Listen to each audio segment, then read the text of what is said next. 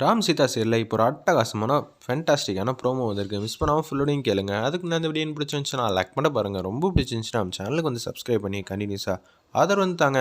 அர்ச்சனாக்காவை பொறுமையாக பார்த்துக்கலாம், இருந்தாலும் அவங்க மனசில் வந்து கெட்டது வந்து தோணிருச்சு. இத்தனை நாளாக வந்து என் இடத்துக்கு அவங்க வரணும் தான் திட்டம் போட்டுட்ருக்காங்க.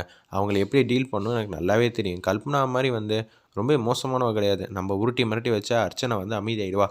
இப்போ ராஜசேகர் வந்து என்ன பார்த்து போடி வாடி அப்படின்னு சொல்லிட்டான்ல, அவனுக்கு நம்ம பதிலடி கொடுக்கணும்னு சொல்லி மகா வந்து எப்போதும் போல கேவலமாக வந்து யோசிச்சுட்டு இருக்காங்க. ராஜசேகரே வந்து போலீஸ் ஆஃபீஸரு, அவரை வந்து ஏதாவது பண்ணணும்னு நினச்சா முடியுமா? இது அவங்களுக்கு தெரில. 4-5 ரவுடி பசங்களுக்கு வந்து ஃபோன் அடிக்கிறாங்க. டேய் வீட்டு வாசலில் வந்து நில்லுங்கடா, நான் சொல்கிறப்ப வந்து அவங்க எங்கேயும் வெளில போனாங்கன்னா கரெக்டாக வந்து காரியத்தை கச்சிதமாக முடிச்சிடணும். மேடம் என்ன பண்ணணும் அப்படின்னு சொல்கிறாங்க. கை காலம் மட்டும் ஏதாவது ஒன்று பண்ணால் போதுங்கிற மாதிரி தான் பேசுகிறாங்க அந்த இடத்துல. நம்ம மகாலட்சுமி சரி மேடம் அப்படின்னு சொல்லிட்டு ஃபோனை வச்சிடுறாங்க. டேய் சூப்பரான ஒரு விஷயம் வந்து சிக்கியிருக்கு, ஈஸியாக வந்து காசை வந்து பார்த்துடலாம் சரியா அப்படின்னு சொல்லிட்டு ராமோட வீட்டு வாசலில் ஒரு தெரு தள்ளி வந்து நிற்கிறாங்க. அந்த இடத்துல அந்த ரவுடி பசங்களாம், மேடம் நாங்கள் வீட்டு வாசலில் தான் நிற்கிறோம், அவங்க வெளில வந்தாங்கன்னா சொல்லுங்கன்னு சொல்லும்போது அவங்க எங்கேயும் வெளில போகிறாங்களா ஏதாங்கிற மாதிரி விசாரிச்சுக்கிட்டே இருக்காங்க. உத்து பார்த்துக்கிட்டே இருக்காங்க சீதா ரூம்குள்ளே. நம்ம மகாலட்சுமி அப்பன்னு பார்த்து, அப்பா வெளியில் போய் குல்ஃபி சாப்பிட்ணுன்னு ஆசையாக இருக்குது, வாங்கப்பா போயிட்டு வருவோம். என்ன சீதா இந்த நேரம்னு பார்த்தா குல்ஃபி வந்து சாப்பிட்ணுமா? அதெல்லாம் ஒன்றும் வேணாம் அப்படின்னு சொல்கிறாங்க ராஜசேகர். இந்த நேரத்துக்குள்ளே வெளியெல்லாம் போக வேணாம். அப்பா நீயே எவ்வளோ பெரிய போலீஸ் ஆஃபீஸர், நீங்கள் என்னப்பா இப்படி பண்ணிக்கிட்டு இருக்க? சீதா ஆசைப்படுறது எல்லாத்தையும் வந்து நிறைவேற்றி தரணும் தான் பார்க்குறேன், ஆனால் என் மனசுக்கெல்லாம் கஷ்டமாக இருக்குது. ஏங்க கஷ்டத்தையே நினச்சிக்கிட்டு இருந்தா எப்படிங்க?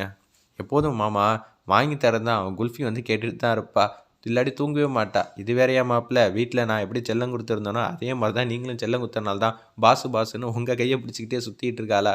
சரி வாங்க போகலான்னு சொல்லிட்டு இவங்க 2 பேரும் கிளம்புறாங்க. நம்ம ராமும் ராஜசேகரும் அவங்க மனைவி சீதாவும் உமாவும் 4 பேரும் வெளியில் வந்து போகிறாங்க. இதை வந்து பார்த்துட்டாங்க. குல்ஃபி சாப்பிட போகிறீங்களா? குல்ஃபி இப்போ பாரு உங்கள் எலும்பெல்லாம் எண்றதுக்கு ஆளை வந்து செட் பண்ணியிருக்கேன்னு சொல்லி 4 ரவுடி பசங்களை வந்து செட் பண்ணியிருக்காங்க. நம்ம மகா இவங்களையெல்லாம் அடிக்கிறதுக்கு ஃபோன் அடிக்கிறாங்க. டேய் பசங்க வந்து குல்ஃபி சாப்பிட தான் வெளில வராங்க, கச்சிதமாக முடிச்சிருவீங்களே, ராஜசேகர் தான் நம்ம டார்கெட்டு சரியா அப்படின்னு சொல்கிறாங்க. கூட ஒரு பையன் இருப்பான், அவனை பார்த்துக்கங்க அப்படின்னு சொல்லிடுறாங்க அந்த இடத்துல. சரி மேடம், அந்த பையனுக்கு எந்த பிரச்சனையும் வராமல் ராஜசேகர் மட்டும் அடிக்கணும் அதானே சொல்கிறீங்க, சிறப்பாக செஞ்சிடலாங்கிற மாதிரி தப்பு கணக்கு போடுறாங்க நம்ம மகாலட்சுமி. அந்த ரவுடி பசங்களும் குல்ஃபி இடத்துக்கு வந்துடுறாங்க. குல்ஃபி சாப்பிட்றாங்க. எனக்கு இந்த குல்ஃபி தான் வேணும்னா 4 பேரும் குல்ஃபி சாப்பிட்டுட்டு இருக்கப்ப அந்த ரவுடி பசங்களாம் வந்து நிற்கிறாங்க அந்த இடத்துல. வந்தோன்னே வந்து ஏங்க இனிமேட்டு இங்கே இருக்க வேணாம், நம்ம மட்டும் போகலாம் அப்படின்னு சொல்லிட்டு சீதாவை கூட்டிகிட்டு போகலான்னு உமா வந்து சொன்னோன்னே, என்ன அதுக்குள்ளே போயிட்டீங்க அப்படின்னு சொல்கிறாங்க அந்த இடத்துல. அந்த மகாவோட அசிஸ்டண்ட்லாம் அந்த இடத்துல வந்து தப்பு தப்பாக பேசிகிட்டு இருக்காங்க. டேய் தேவையில்லாமல் வந்து நானே நிம்மதியாக இருக்குன்னு நினச்சி தான் வந்துட்டு இருக்கேன், என்னை வம்புழுக்காதீங்க, அப்புறம் என்ன பண்ணுவீங்க அப்படின்னு சொல்லி நக்கலாக கேட்குறாங்க அந்த ரவுடிங்களாம். உடனே வந்து எலும்பெல்லாம் என்ன படும், ஓய் பாடுறா எலும்பெல்லாம் என்ன படுமாண்டா, சரி பார்த்துட்டா போச்சுன்னு சொல்லி அந்த இடத்துல வந்து அடிக்கலான்னு கை வாங்குறப்ப எட்டி ஒரு உதவு விட்டாங்க பாருங்கள். நம்ம ராமும் ராஜசேகரும் 2 பேரும் சேர்ந்து நின்று செமையாக வந்து ஃபைட் பண்ண ஆரம்பிச்சிட்டாங்க. சீதாவும் உமாவும் ரசிக்கிறாங்க. பரவாயில்லையே மாமனாரும் மாப்பிள்ளையும் சேர்ந்து தூள் கலப்புறாங்க. ஆமாம்மா 2 பேருமே போலீஸு, அவங்கக்கிட்டே வந்து வம்பு வச்சுக்கிட்டா எப்படி? ஒருத்தர் இன்ஸ்பெக்டரு ஒருத்தர் ஐபிஎஸ்ஸு, இதுங்களுக்குள்ளே சண்டை போட்டால் எப்படி இவங்களால் ஜெயிக்க முடியும்? என்னது ஒருத்தர் ஐபிஎஸ்ஸு ஒருத்தர் வந்து இன்ஸ்பெக்டரா? ஐயோ தேவையில்லாமல் கோத்து விட்டாங்க போல இருக்குடா அப்படின்னு சொல்லி அந்த ரவுடி பசங்களாம் வந்து தோச்சு தொங்கெடுக்கிறாங்க. அட்டின்னு அடிக்கிறாங்க. யார் சொல்லிடா இங்கே வம்புழுத்தீங்க, எனக்கு தெரிஞ்சே ஆகணும், சொல்லன்னு வச்சுக்கேன் கண்ணம் பழுக்கிற அளவு அடிச்சுக்கிட்டே இருப்பேன். எல்லோரும் ஓட்டாங்க, ஒருத்தன் மட்டும் சிக்கிட்டான் அந்த இடத்துல வச்சு செஞ்சுட்டு இருக்காங்க.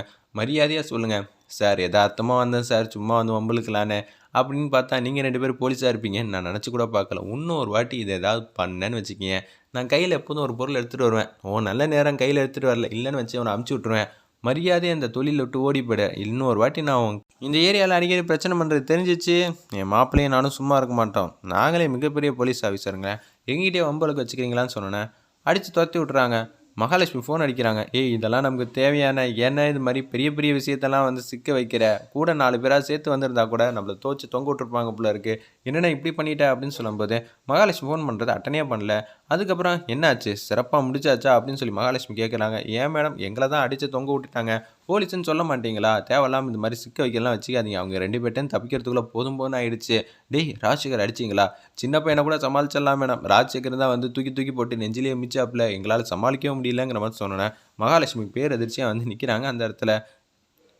ரொம்ப சந்தோஷமாக குல்ஃபி சாப்பிட்டுக்கிட்டே வந்து சூப்பராக வந்துக்கிட்டு இருக்காங்க. மாப்பிள்ளை இது மாதிரி தான் சண்டை போடணும் அப்படின்னு சொல்லி எக்ஸ்பிளைன் பண்ணிகிட்டு இருக்காங்க ராஜசேகர். செம காமெடியாக இருந்துச்சுன்னே சொல்லலாம் அந்த சீன்லாம்.